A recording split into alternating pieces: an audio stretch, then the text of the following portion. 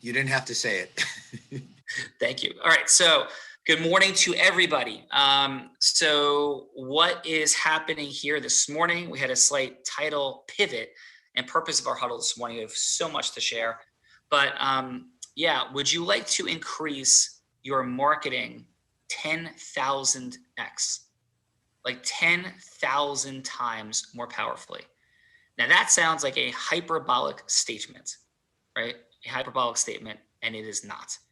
And we leaned into it this morning, but first, let's talk about why it matters. And the reason it matters is because there's 3 phases of business. And if you right now in the chat, just throw it in the chat, if you feel resistant to picking up the phone, afraid, resistant, fear of failure, fear of rejection is present in calling somebody you do not know and saying, hey, I'd like to do a thing with you. Hey, I'd like to book a speaking engagement. Hey, come on my podcast. Hey, let's have a sales meeting with you. Hey, come on my Real Raw. Hey, go bungee jumping with me. That you're going to invite them into a shared experience, a person that you don't know. If there's resistance to doing that inside of you, right? Meaningful resistance at any level, put a yes in the chat, right? And describe that resistance for a second. Number 1. Number 2, so I'll give you a second to do that.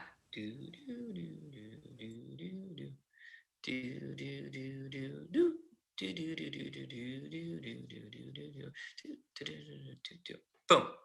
Now, second, if one of the reasons that you're not doing that, now watch this question.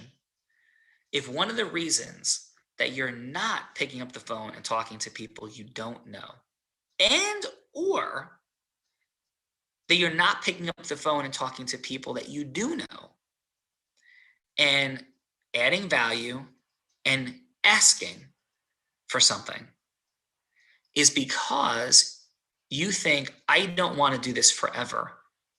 It is unsustainable. I don't want to do this forever. It is unsustainable.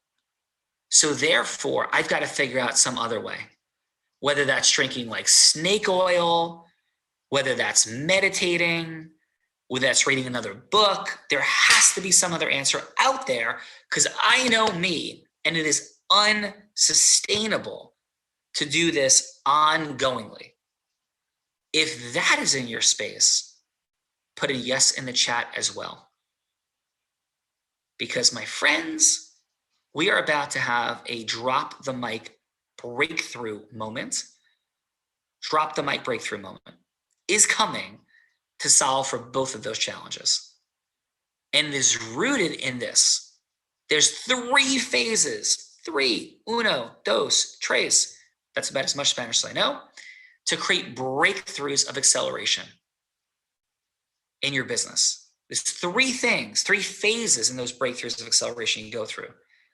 Adam or Jason, and anybody in the chat, can you tell me what the first one is?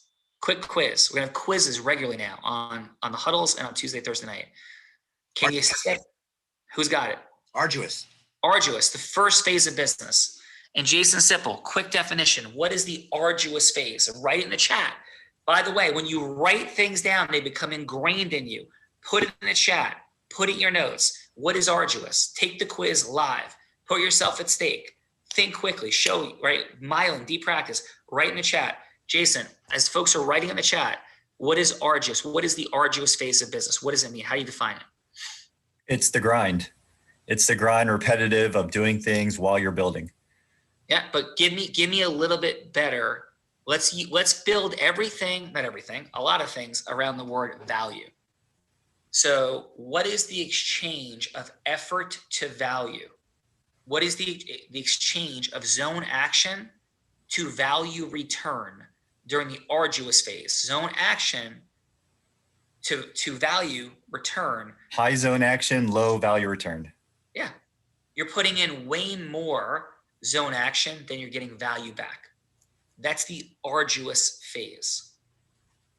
What happens as you cross, Jason, from the arduous phase to the next phase? And what is the next phase called? Momentum. Yes. So the second phase of your business acceleration in your 7 levers, ecosystem merging, the speaking to sales, meaning to sales, to disposable income, there's a second phase. And that second phase, right, is called, as Jason said one more time. Momentum. Yes. And Jason, No pun intended. Yes, no pun intended. Because Adam built momentum with momentum and then abundance. Oh, I just gave you a hint, a clue, an answer. So what happens as you go from arduous to momentum? What is the relationship between zone action and value return to yourself, to your entity, to your company? What is the relationship between zone action and value return when you cross into momentum? This is a new way of thinking about this, which I love. I would say that it would be. By the way, I love you. I love you. And I swear to God, it is not a new way of thinking about it. It is. No, the definition, doing it between zone action and what is the value return. For me, that's a different way of thinking about it. Right. And so watch this. It is a different way of sharing it. Thank you, Jason. And that's why, but we've probably talked about arduous, momentum, and abundance. How many times have you heard those words? Oh, enough that they're ingrained. I know them. Yeah. And so, there's a separate influence teaching point we're covering right now, which is sometimes you have to say things in different ways many times. So if you come back and go, oh, this must have, people are really not interested in this. This is not a good thing. You're definitely not correct, potentially not correct, because it hasn't been said in 25 different ways, 25 times or 50 times. So it lands. Sometimes that is required. Dolph, we talked about Dolph and Ken last night. Dolph 4 weeks ago thought the Real Raw was something that he wanted that I wanted him to do to sell, $20,000 and $30,000 programs. He now understands something that is as different as a snowball is from the sun, as different as night is from day about it, because we said it and shared it differently till the epiphany landed for why the Real Raw solves a particular friction that leads to massive real estate deals and a progression that assures that a lot more water comes out of the faucet than if it's not done, like exponentially, infinitely more, right? So Jason, what is that relationship between zone action and value as arduous turns to momentum? It shifts to equilibrium. The beginning is the shift. As you enter momentum, it shifts to like equilibrium, equal. And as you're in momentum, what begins to happen? You begin to see more return on the value of your zone action. Yeah. So if you did it this way, if you said my zone action is, 40 hours in the arduous phase, it means your 40 hours gets you like $0. And then as you begin to move through the arduous phase, because it's not like it's not arduous is one thing, momentum is one thing, and the third thing is one thing. There's like a continuum. Things are happening in it. As you move through arduous, you begin to create more. In 40 hours, maybe it gets you $1,000. Then in 40 hours, it gets you $2,000. But still, 40 hours for $2,000 may or may not make a lot of sense for you, right? So it's still more zone action than value returned. But in momentum, that same 40 hours, what does it begin to get you, Jason? Like, give a few examples as you move through momentum. It's going to get you a higher return. So maybe it's 40 hours for $5,000 or $10,000 or $15,000. Yeah. And then when you get to abundance, you were in momentum at 40 hours to get you 15 grand. What happens when you get to abundance? What does 40 hours get you? Or what happens to the zone action and the value? What do you think? In abundance, the third phase. At that point, your zone action might look like 20 hours a week, and your abundance might be, 10 times, 100 times. So say the numbers. So what? So if it was 15,000, then what would it be? Maybe it's going to be 50,000, 100,000. Yeah. And that's exactly how somebody becomes a business owner, not operator. Where you put in 2 hours a week and you get back $3 million a year. That's abundance. You put in 2 hours a week and get $500,000 a year. You put in 2 hours a week and you get $100 million a year. And that's why people, And listen, I don't know how to run, I don't know how to solve for the monopoly game problem of capitalism, right? The monopoly game problem, which is the monopoly game problem is eventually one person ends up with all the money, right? I get that problem. We're not solving for that problem today. That's why there's regulations around money. But this is the answer in how Jeff Bezos is worth, $150 billion or whatever the number is. It is this. He just kept moving up the continuum of abundance. Just kept moving up the continuum of abundance. Now, whether that's right or wrong, that one person has that much money and all the things, that's not the conversation. We're in the math of it. We're not in like the what does it do to the world of it, right? We're simply in the math of it. And may you only be so blessed to have to make the decisions of should I make, should I be a trillionaire? And then what would I do with it? I think the answer is yes, right? Now, whether or not one company can make that much money in an industry and become a monopoly and have antitrust issues, different story.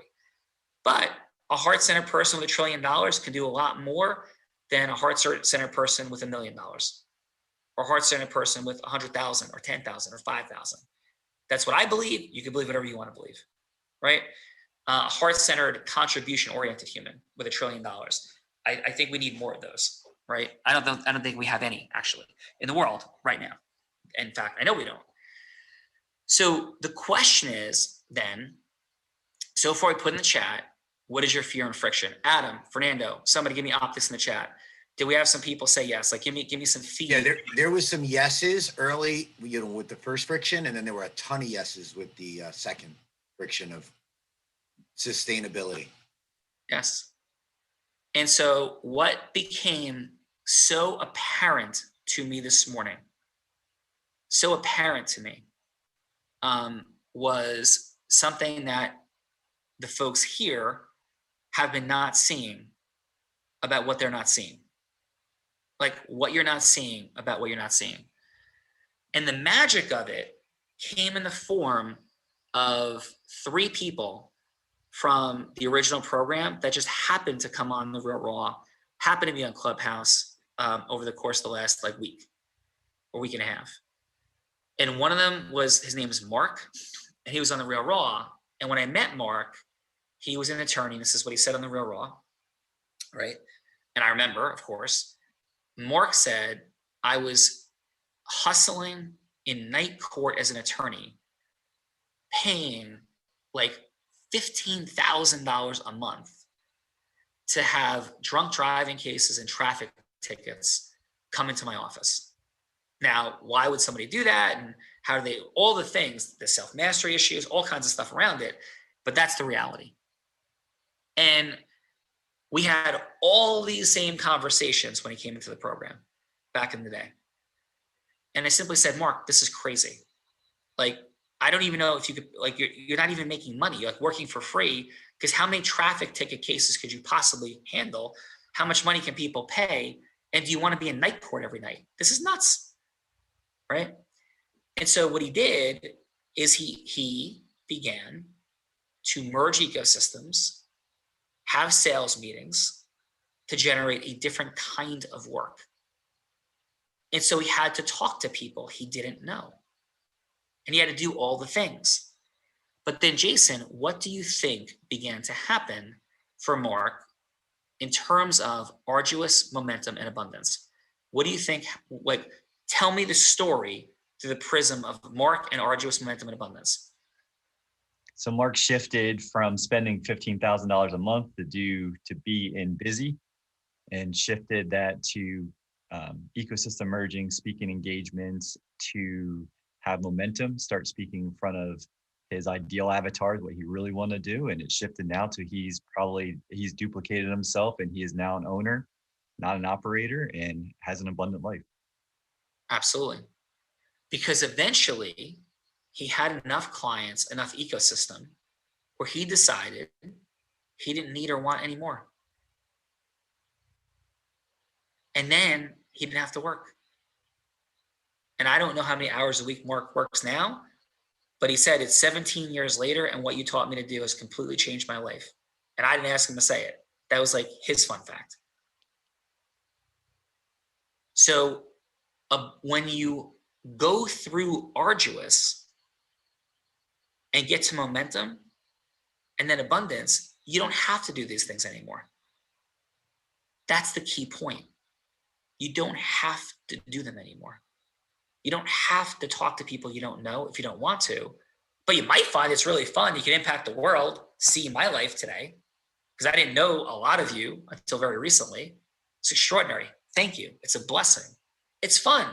You don't have to make that decision, but get yourself to a place of abundance. Get yourself to a place of momentum by going through arduous. Because if you don't go through arduous, you will be in arduous forever. And what most people do in the world is they go through arduous to a point, they quit, they move over horizontally. They go through arduous to a point, they quit, they move over horizontally. They go through arduous to a point, they quit. And then they go, this world sucks. People are full of crap. None of this really works. You know, that Tony Robbins guy, I heard a lot of that. When I went to my first Tony seminar, I had my parents' friend call me and tell me what a snake oil salesman, what a liar and a thief Tony Robbins is, because his stuff doesn't work. And by the time I went to a first seminar, I was already making hundreds of thousands of dollars a year. And like what are you talking about? Like, you're telling me not to, I read his book, his CDs, like I was broke and I'm making $500,000 right now. Like, what are you talking about? And I'm out of law school for a little over a year. What are you talking about? This is crazy. But Sean, are you saying that if people do what you have shared and what you've learned over many years and what Mark did that took him 17 years, so are you saying if people just follow the model that they might have more money and less time with more magic and get there a little quicker? Gina, your level 5 listening is dialed in. Is that what you're saying? Your level 5 listening is dialed in. So let's talk about another person, Gina, that came on the Real Raw. His name is Bob Zach. So Bob Zach was on yesterday. Do you know why Bob Zach is not in this program? Why? Because he was in the original program. Because he doesn't want more money. He doesn't want more time. And he has all the magic he wants in the world. And when he walked into this program in 2005, Bob was, and he said it publicly, I'm not revealing anything to not be real publicly, he's an accountant. And Bob actually helped me sell my first law firm. And Bob, when he came into, he was blown away by what he saw in the law firm. He's like, how'd you do this? Like, what's going on? I'm like, well, I'm creating this program. I'm going to teach people how to do it. Bob's like, I'm in. And Bob was, so first of all, fun fact about Bob, he beat the #1 professional pool player in the world at one point. He built the #1 professional player in the world at one point. He's a professional pool player. I don't mean he's good. I mean, like, there's LeBron James. Like, he beat LeBron James of pool at the time in the world. Unbelievable. And he's on the pro circuit. But there's no money in pool, as a separate footnote. Story for a different day. So Bob goes into accounting. Now, Bob was not the most charismatic, dynamic person you would meet, and he would say that about himself. In fact, I would say that Bob came in with about a level 5 on a scale of 1 to 10. Hello to yes, influence mastery capability, right? But here's the crazy thing about Bob. He just did what we said. He would come in and go, okay, I had a meeting. No, he would come in and go, what do you want me to do? Right. And we had a group. We had in those days, the program was 1 night a week. There was no huddles. Watch this. 1 night a week, no huddles. And then every 2 months, we got together and did a 2-day weekend. And then there was a one-on-one session twice a month. So the program contained, and there were no modules. So the program then contained about 5% of what you're experiencing today. 5%. It had 2 monthly sessions, had 1 night a week for an hour, 1 night a week, and had 3 over 6 months, 2-day weekend sessions. That was the whole deal, right? And so do you think that that is a little bit less than we have today, Gina? That is a lot less. You did not have 8 a.m. to 8:30 be practice 5 days a week. You did not have 8:30 a.m. huddles every day. You did not now have Clubhouse at 9 o'clock every day. You did not have Real Raw. You did not have Real Raw Open as a tool. You did not have modules that are an hour and a half a week for 6 months. You did not have, they did not have Tuesday, Thursday night calls. They did not have 30 days to influence mastery. And it's not being critical. It's like reality. I don't think I've thought of that until this morning. And it's like, oh my God, Bob Zach, I like threw him out in the wilderness with like no shirt on, like Leonidas in 300, and said, here is your like, you know, like naked body, go get it. And he had a naked spear in the woods. He had to like slay a wolf, create a jacket for the wolf, and then eat and survive and then make it back home. That's what Bob had to do, right? So Bob does that, right? Bob does that. And he just asked me, it's like, so like the person said no to me. And by the way, guess Gina, who I told Bob to go meet and talk to. So watch this. Think of who you might be a little scared and uncomfortable to meet. And Gina, like name an intimidating profession. And a profession be like, okay, you're going to go sell to these people. You're going to go ecosystem merge and have sales meetings with. Tell me what would be an uncomfortable profession. Lawyers. Yeah, make it worse. They're a lawyer and they've graduated from being a lawyer and they do something specific, even scarier than lawyers. Scarier. Accountants. Say But Judges. Judges. Oh yeah. Okay. So guess who Bob Zach was ecosystem merging with? Judges. You go, what? What are you talking about, judges? I don't even understand. How the heck could you merge ecosystems with judges? And P.S., wait, this guy that didn't have a high level of influence mastery, you told him to call judges? Yes, I did. And he did it. Jason Sipple, if you came into this program in week 1, I told you to start calling judges, would you have been unhappy? Yeah, but I would have done it. Yeah. I wouldn't have been very masterful, but I would have done it. Yeah. And neither was Bob. Because you came in with your recruiting background, all the skills. Bob did not have those skills. So Bob had to painstakingly say, so what question would I ask? Wait, what do I do? And my unique identity. I tell them that I was a pool player. Yes. And I tell them why would I tell a judge I'm a pool player? Like that was the conversation, right? And so Bob went out and merged ecosystems with judges. Because Gina, you've had the unique gift of being divorced, correct? Yes. Yeah. And didn't the court make some recommendations to you guys about certain experts and professionals for you to deal with in going through your divorce process? Did that happen at some point? Yes.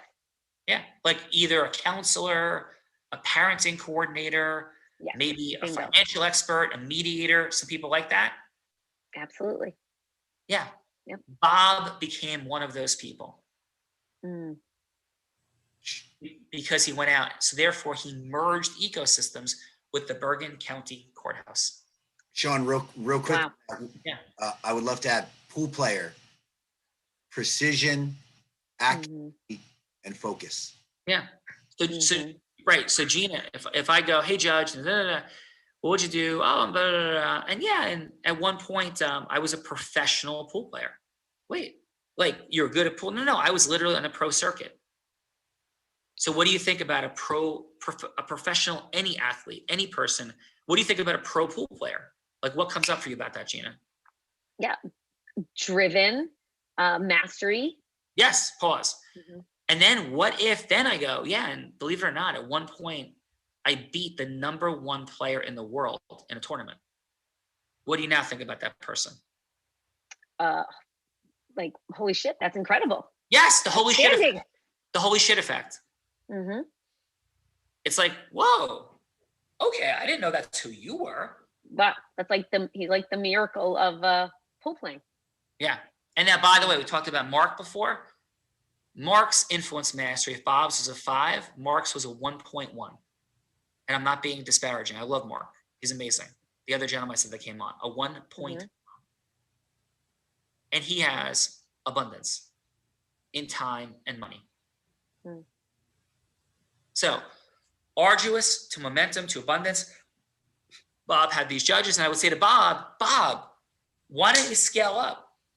Why don't you scale up and like do it with this courthouse and that courthouse and this courthouse? And you know what his answer was? I don't want to. I love what I do. I'm really happy to work this many hours a week. I'm happy to have one associate. I'm happy to go skiing in these places. I love my life. I love my work. I love the courthouse. I love the lawyers. I love the judges. It's my home. It's my family. It's my ecosystem. I have the life I want. My son Daniel is extraordinary, and I love spending time with him. The balance of it all. I don't want to manage more people. I love this life. I love going skiing at Smuggler's Notch, being able to do whatever I want to do, go on these certain types of vacations. This is the life I want. It feels beautiful and incredible to me. Wow. That's it. So you didn't have to call people anymore, put them on a real raw. He didn't have to do more speaking. He just had to go to lunch with the people and maintain the relationship. And that was it. Gina, what say you? Incredible. What say me again is look at the amount of value that you're giving is that we're giving and unblinded that you've been sharing over these years can bring people to that place even quicker than it took Bob, than it took Mark, because of the amount of value that we're giving, the amount of mastery that we're offering people to simply take these steps and get there. And my client friend, Ben, we made one change. He confronted one conversation with a business partner, and he made an extra close to $500,000 a year for about 12 years. Right? Incredible. That's what's here. Tonight, we didn't prove the 10,000 times yet. Jason Sipple, will we prove that tonight? That a micro distinction in question mastery, can create 10,000 times more power in your marketing. Do you agree with that statement? Yes or no, Jason? Hell yes. It's exciting. And were you the person that we made that breakthrough with this morning? I absolutely was. Yeah. Listen, love you guys. We're going to pause, kick it over to Clubhouse. We're going to lean into describing the influence challenge in a little bit more depth, and the unblinded challenge a little bit more, and we'll talk about that tonight as well, so you won't miss it if you can't go on Clubhouse. And the influence challenge we're going to be conducting the weekend after next. That'll be our 3rd weekend of influence challenges, building towards our 4th. And in our 4th, I'm then going to be recommending that everybody jumps in and we do something extraordinary and massive that's going to accelerate your ecosystem merging, speaking, sales, meetings, and sales. That's coming. So everybody have a beautiful day. It's Trajectory Tuesday. Let's get to taking care of some business. Stay in the arduous. Yes. Do what you need to do. It's the only way to momentum. Thank you, guys. Let's go. Thank you, Sean. Yeah.